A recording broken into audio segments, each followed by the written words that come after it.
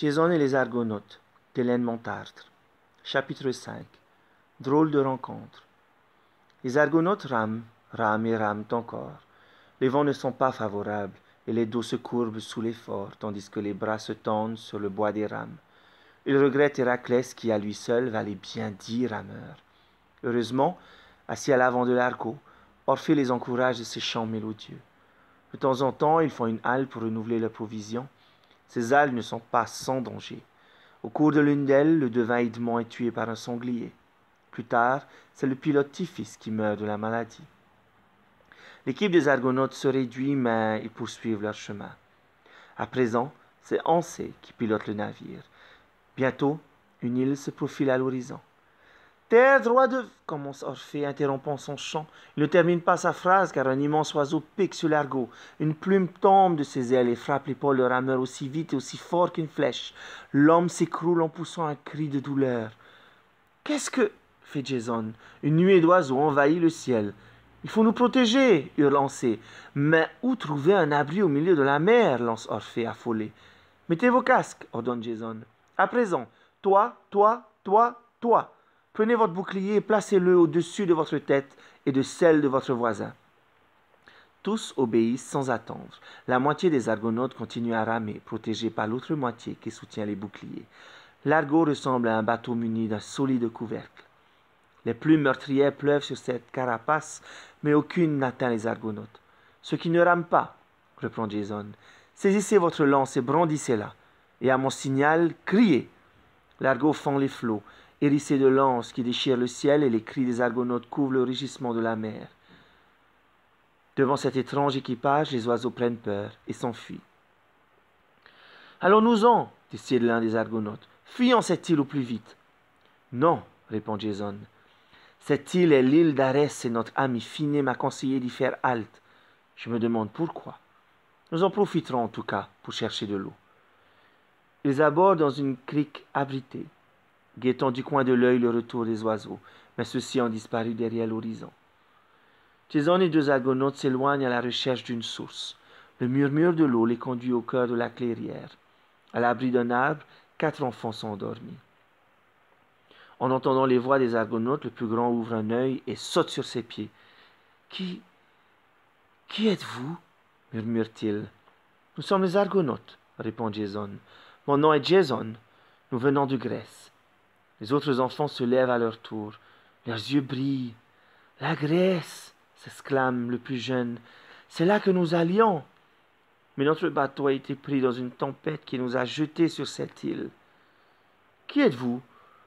Où allez-vous » les interroge Jason. « Nous venons de Colchide et nous sommes les enfants de Phrixos. Notre père est mort et nous voulions rentrer en Grèce, le pays de nos ancêtres. » Le visage de Jason s'éclaire. Il comprend pourquoi Phiné lui a conseillé cette halte. Les enfants du Phrixos tombent à point nommé. « Nous nous rendons en Colchide, » explique-t-il. « Nous avons justement pour mission de ramener en Grèce la toison d'or, et avec elle le souvenir de votre père.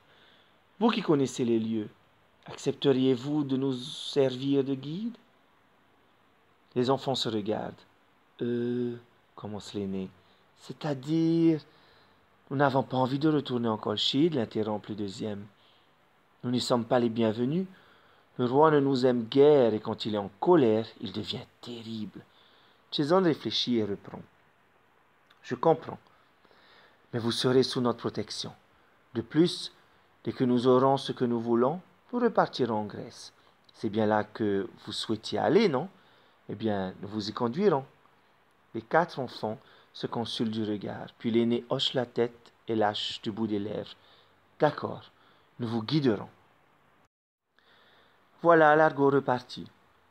Argus, le fils aîné de Phrixos, s'est installé à côté d'Ancée. Il tend le bras. « Là-bas !» Et les Argonautes rament et rament encore. Dans le lointain, une montagne se dessine, bleu sombre sur le ciel bleu clair. Ses contours se précisent au fur et à mesure que l'argot s'en approche. « Nous y sommes, » indique Argus. « Vous voyez ce fleuve ? C'est le Phase, et nous mènera jusqu'à la ville d'Aïa, où règne le roi Aïtès. C'est là aussi que se trouve la toison d'or. » L'argot s'engage entre les berges du fleuve et remonte le courant. Comment comptes-tu récupérer la toison d'or? Demanda Argus à Jason. Jason hausse les épaules. Ne devrais-je pas simplement la réclamer à Aïtès? Dit-il.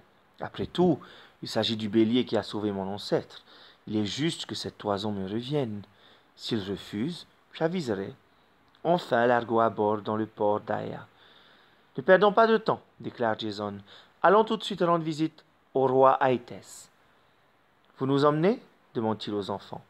Sous la conduite d'Argus et de ses frères, un petit groupe d'argonautes se met en marche. Voici le palais d'Aïtès, annonça Argus en désignant une somptueuse bâtisse.